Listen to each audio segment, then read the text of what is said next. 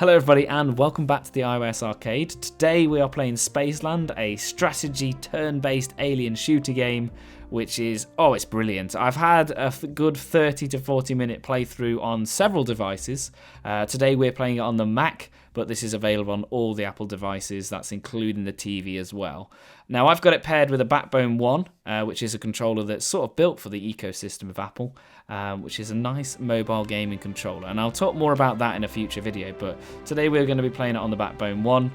You might hear a few more clickiness because this controller is slightly louder than the PS5. Now, if you've seen my last playthrough, which was Overland, that is a very similar game to this. So if you liked that video and you want more turn-based games, you're going to love this. And if you like this today and haven't played Overland, it's definitely worth checking out. They're very similar. They're not connected, even though the last word is land. But they are both turn-based survivals where you fight an enemy that's basically not human. So, SpaceLand, we're going to be playing a specific level today, just to show off the gameplay, because that's what we do in these videos. But I'd also like to point out there's loads of stuff that this game has on it. Not only does it have a campaign, it has multiple campaigns, which for an Apple Arcade game, normally I think they're quite small, but this one's been beefed out quite a lot to the point where we have the main campaign, we have a co-op campaign, which I think is more pass and play. I've not touched the co-op stuff yet, and a Frontier one, which I assume is a spin-off to the main campaign. So there's loads of content here, and I do think I'm going to be spending a lot of time making more videos about this game, mainly because I like this genre and I think there is a lot to show off if you're interested in these titles.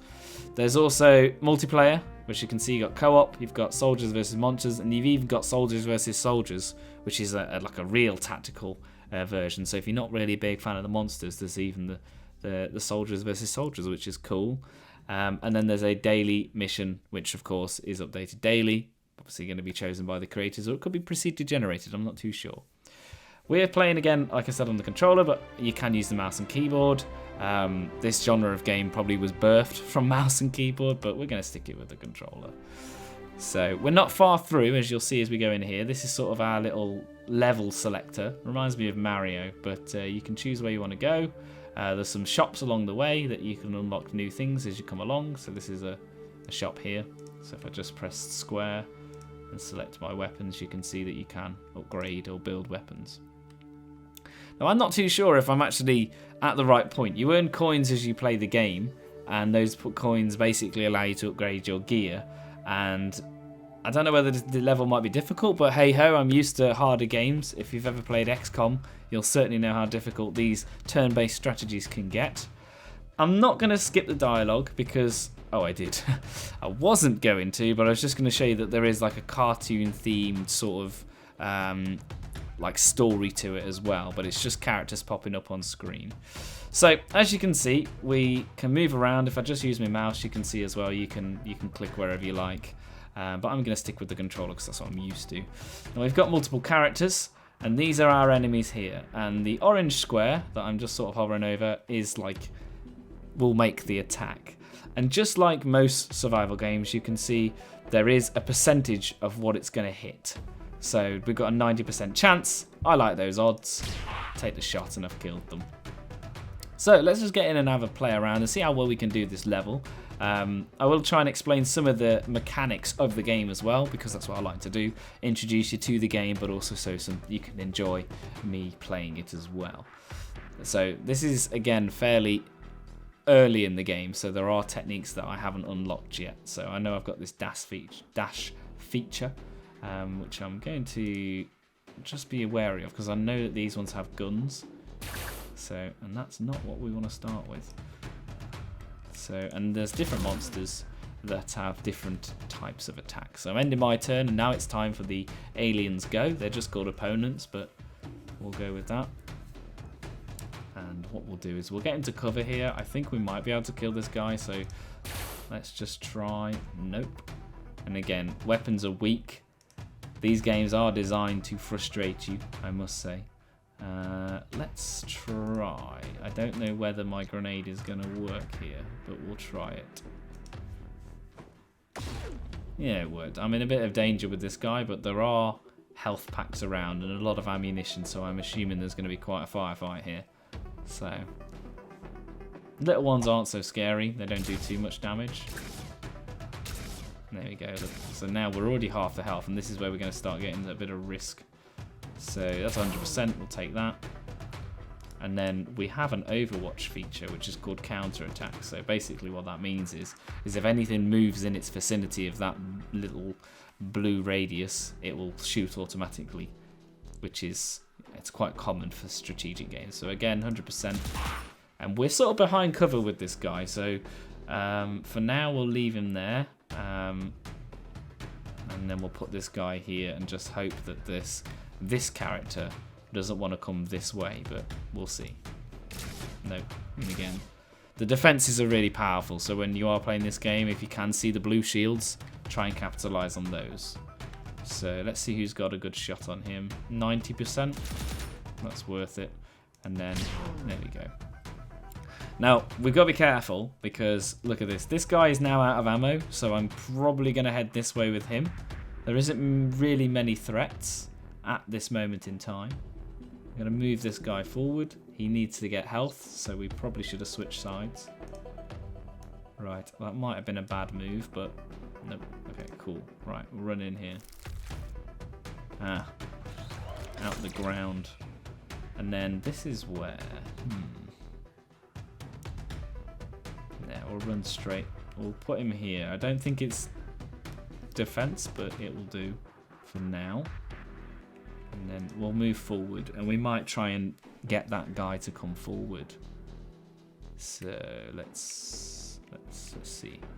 The movements are slow, but over the game you will start like progressing forward. So I haven't seen an upgrade system as of yet. Oh no, he's a bit bigger than I thought he was going to come out. Let's get rid of him. Right, let's open the door. And let's just make sure that we don't lose a soldier, because once you start getting outnumbered and outgunned, that's where you start gonna know you're gonna start failing the level. And it happened to me in Overland as well. I got outsmarted actually in that game playthrough. Was probably one of my funniest ones actually. When you record, you don't want anything to go wrong, and everything went wrong on that last level. But so far, I feel like we're doing quite well. I know that there's a switch here, because they teach it early on that these are switches, which will open these doors, as you can see the matching symbols. So we've just got to get rid of this guy. We can't shoot him from behind, but we can destroy his cover, but I'm not too sure how much will get destroyed. So let's see. He hasn't got enough turns left, I don't think, to do anything, and I've got to be careful that I don't jeopardize health. Alright, so let's pull these forward. I'm not too sure if he's technically going to be covered there. We'll find out. I mean, no. So it's... Oh no, it wasn't the one I just healed, but that's something you got to think about. So cover is as good as it is in other games. So just because it says it's got a shield doesn't actually mean that they are protected. Gonna use the special ability of a burst attack. Yeah, that helped mega. And then hopefully... I don't think he's... Oh, he's out of ammo! Now this guy is in a bit of trouble, so we might... We'll put him here. And then him here. So they are safe, that's good. So this is where like ammo becomes a thing. Now he's repositioned, which was very smart of him, and I do not like the fact that he did that. There we go, cool. Now you can see the different coloured squares. They don't actually, well they do tell you this early on, but it's quite obvious. If you move into a green square, you can still shoot. If you move into a white square, you can't. So that's just something to bear in mind. Now where's the guy who needs ammo? Here, so we'll go and get him. And then he can come and do, there you go, CC. He's heavier, I think he has less moves as it is. Let's go... I want to open the door, but I feel like now we've got an enemy threat, it's not the best idea. So we'll skip our turn, or end our turn. Right, so he's going to move in, collect the ammo, and he's going to use it straight away because he needs to kill this guy. Nice. Now we can move forward for the objective. Opens the door. Activates the trigger. There we go. Now our mission is to destroy one more redback, which was the big one, the one that was hiding behind the rock around here. So we've got to find him. Now the ghosty smoke room, or the smoky areas, is what we can't see. So I do like that about this game. It just adds that danger level, so you know you don't move into an area you don't or aren't comfortable with. I think this guy here's melee, so we've got enough ammo to move him forward. And this guy's done, this guy's done. So we just need to find that other backed character. Unless if they're the leatherback ones. Let's find out. He's dead. No, I didn't think he was. I thought I'd recognise the name of it. There seems to be another door that we haven't opened, so there must be a key. And I haven't. This is about as far as I got when I did this playthrough for the level, and I was like, this is the one I need to do on the iOS arcade. So nothing in there. Let's move forward again. Now, I don't feel as threatened, so I'm just gonna keep moving forward. Oh, please don't be in swing mode. Right, and also think about the weapons you're using, because the shotgun obviously is great at close range, but it's terrible when it's like really far away, and that's where those percentages are going to come in useful. What I might try and do here is show you how you can use the abilities to travel double the distance. So there we go. So we've moved way further than we could have by using that dash ability. Right. It will automatically end your turn, by the way, once you've ran out of moves. But where is that? Unless if he's in here. But where's the key? Let's try and open the door. I don't think it's going to let us. Oh, yes it will. And there he is. Right, okay. So let me do a classic. This is how I used to play XCOM. So you line up your Counter-Strike shots like so. And then, now, oh no, you can shoot. That didn't go to plan, as most of the times they don't. So what I'm trying to do is entice him out of the room. To be honest, I could just go in and kill him, but what's the damage going to do for him? Oh, 100%, yeah. There we go. Right. We've done the level. That was a lot easier at the end than I thought it was. I thought there was going to be way more challenges. I might see what that is, because I've not seen that before. So we'll just get our 2 soldiers out. Now I spoke about the XCOM series quite a bit. What that game does that this one doesn't is if a character dies, you do not lose them for the game. So that's a bit more comforting for me. You won't do as many restarts because, you know, you still... Ooh, what is this? Ah, see, told you I haven't seen this before. So yeah, you don't have to think about keeping your soldiers alive. It's not as harsh, shall we say, as that franchise. But you know, this is equally as enjoyable, and I think they've got this perfect. I think the level of strategy and campaign is quite nice as well. There we go. You also get coins even if you fail the level, and that allows you to upgrade your gear. So hopefully.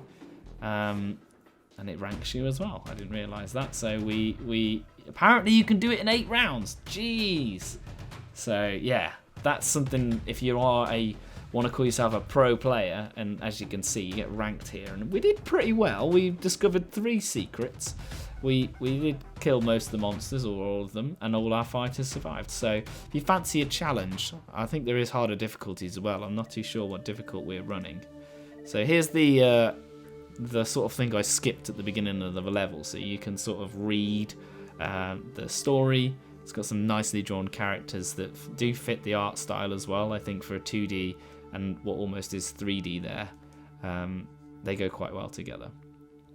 Progressing forward, I can guarantee before I do that level, if it is a level, I'm not too sure, I don't want to press it just in case it is, I'm definitely going to upgrade my characters.